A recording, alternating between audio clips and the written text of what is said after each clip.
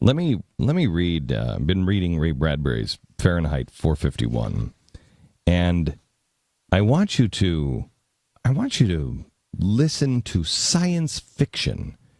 Now, science fiction is not a predictor of the future. It is, they take trends that they see, and then they put them in the world that they're in now. So this is 1950. And so you'll hear swell. Things are swell because it's 1950. I want you to listen to this. This is the fireman who goes and they burn books. And so it's the fireman talking to the 17-year-old girl on the way home. And people don't talk to each other anymore. And she says,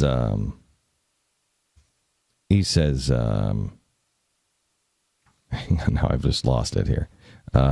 Here it is. Why aren't you at school?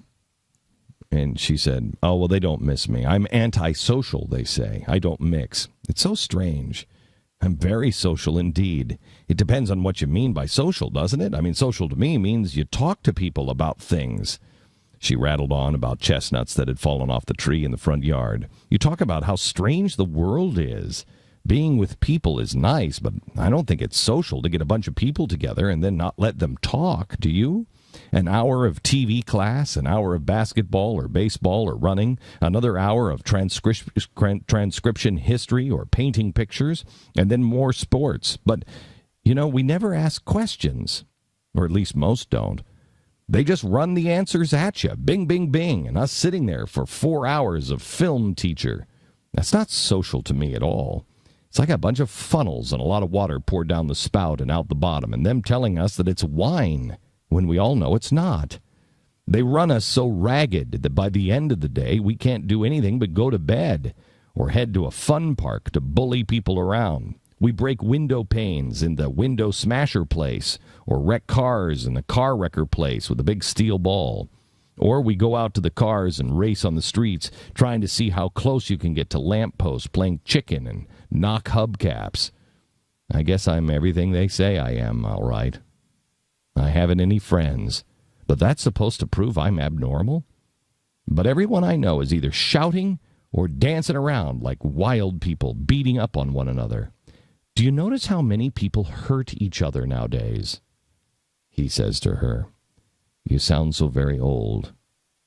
Sometimes I think I'm ancient. I'm afraid of children my own age.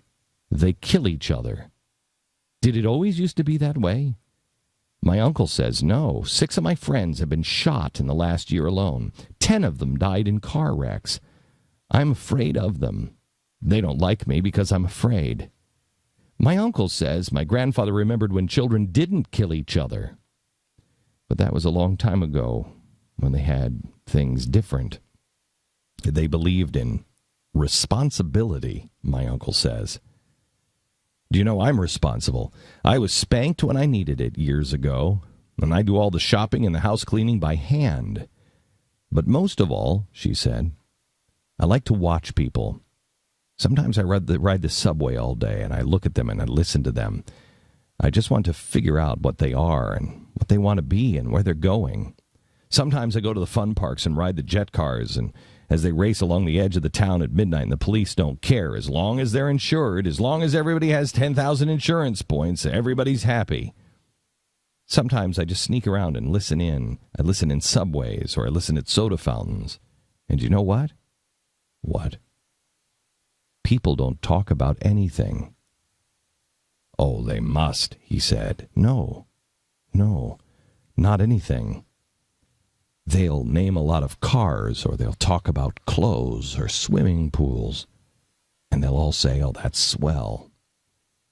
But they all say the same things.